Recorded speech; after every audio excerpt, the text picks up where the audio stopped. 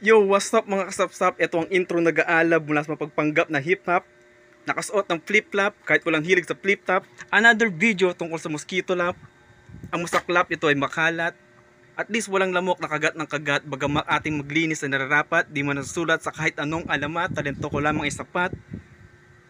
At sa aking mga tagapakinig, maraming salamat. Yo! So ayun, ito na nga, nakikita natin ang mosquito lamp na medyo maraming pain. Sumasabi ko talaga na effective yung mosquito lamp. So try natin gamitan ng brush. Maglilinis lang tayo saglit.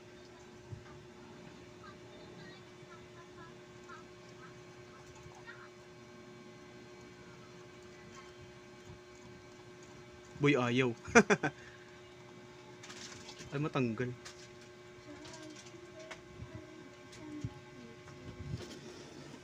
Lipit ko sa mas mababa, baka kasi malaglag at ma-fall, walang sumalo, parang sayo lang. Yari.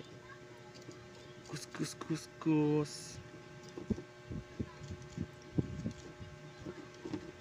Pero napapansin ko, parang yung mga nahuhuli lang niya na lamok is yung mga maliliit. Wala yung bangaw na malaki. Wala rin yung lamok na mahaba. So parang pili lang yung kaya niyang hulihin.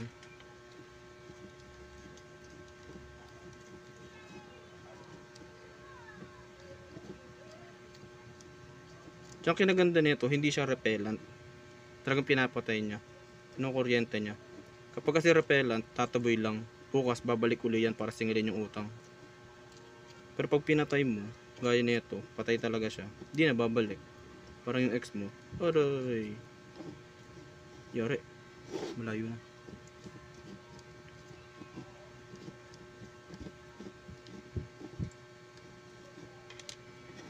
Kailangan ko itaktak sa kulay puting papel para mabilang natin kung ilan yung napatay niya. Doon hindi naman talaga to overnight. Medyo tagal-tagal din. Hanggang taas may nahuli oh. Yun, okay na.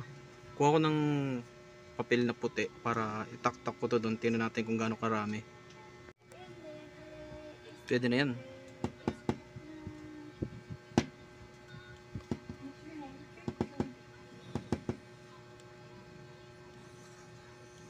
No, kasi hindi pa pala.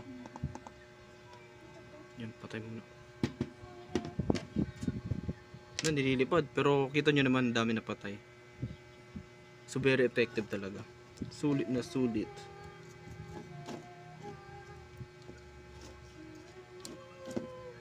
Ito po.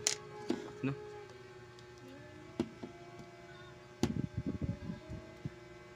Yun, wala na. So, meron pang konting natira.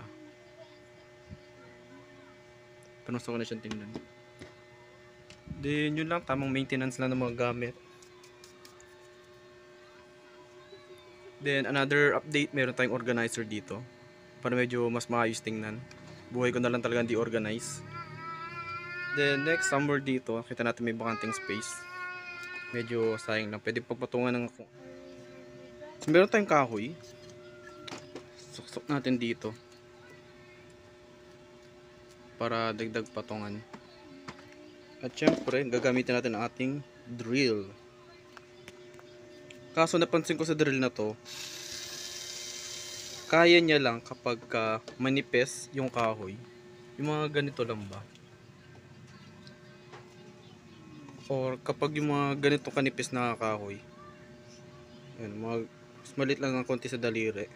Madali niya na ilulubog. Kasi kanina, nung gumawa ko ng lamesa banda dito, so dating screen dito banda dito. Ito. Itong lamesa to, ginawa ko lang kanina.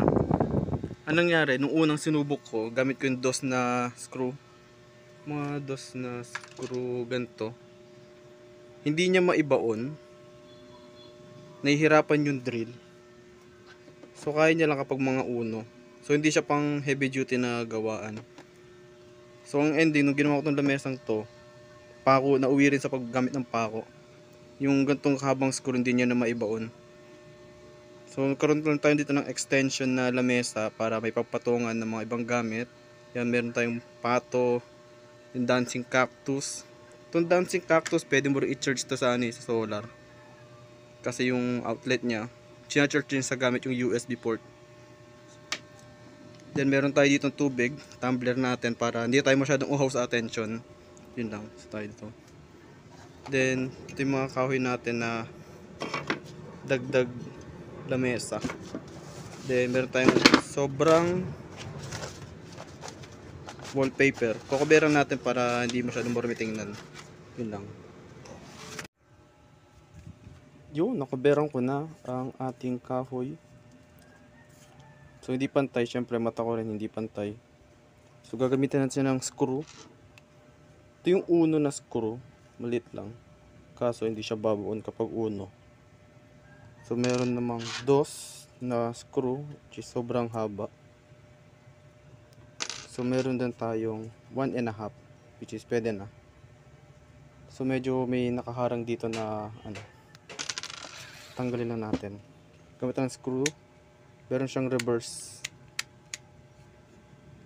Hugutin natin. Oh, yes, napakadali oh. Kita nyo yun. Konting pindot lang. Tanggal agad. Yan, siya natin ito ilagay.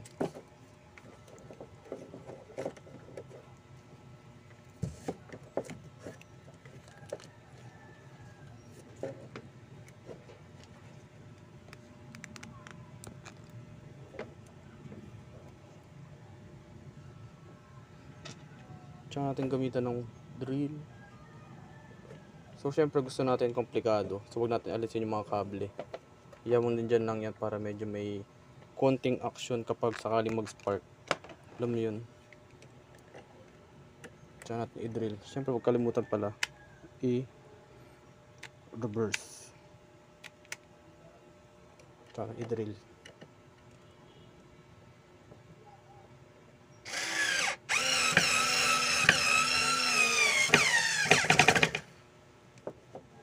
Kita nyo, medyo hirap siya kapag mahaba na yung screw, pumapalag na. Pero kapag yung gantong uno lang, hindi siya ganong hirap. Kaya yung mga ganto-ganto lang.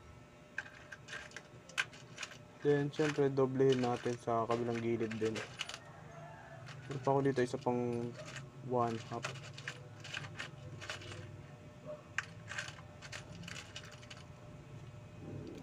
Ito sa kabilang gilid.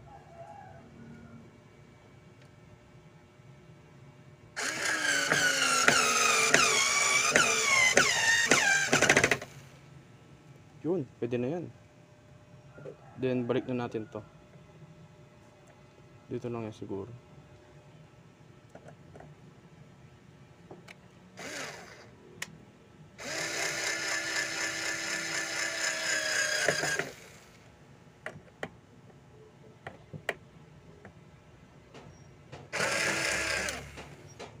Yun. Pwede na. Dagdag patungan.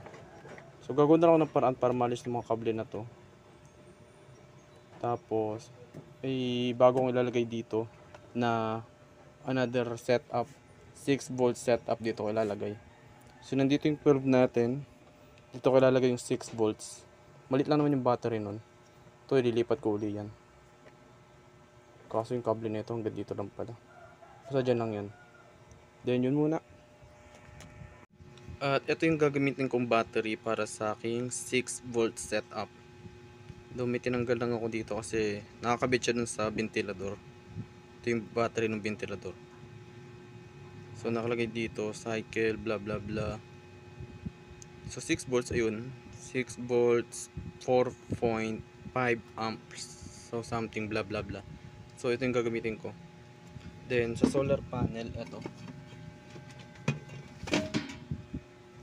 Meron ako dito maliit na solar panel. So size comparison, halos gakamay lang siya. Then specs sa likod. Baliktad. Ayun siya, made in China. Kung may kita nyo gawang China pero sa Pilipinas siya binibenta. Model 5 watts. O kung ano man yan. So then hirap magturo. Ito 5 watts yung kaya niyang ibigay, voltage 9 volts, then amps is 0.5. So not bad na rin, pwede rin siyang pang charge. So dito ko siya kakarga. May nantay lang ko sa Shopee dumating na pang regulate ng voltage nito para hindi to ma-overwhelm. So ito yung gagamitin natin. Bibit natin yung record ng pinakamurang solar setup na eco-friendly, budget-friendly, neighborhood-friendly, na kaya na kahit sino. Turo ko sa next video. So ito siya, setup natin dito. Yun. Then ito syempre sa bubong, malamang alangan sa underground. So yun, muna. Okay na siya dito, may sarili siyang patungan. Then nakaharang to. Yan.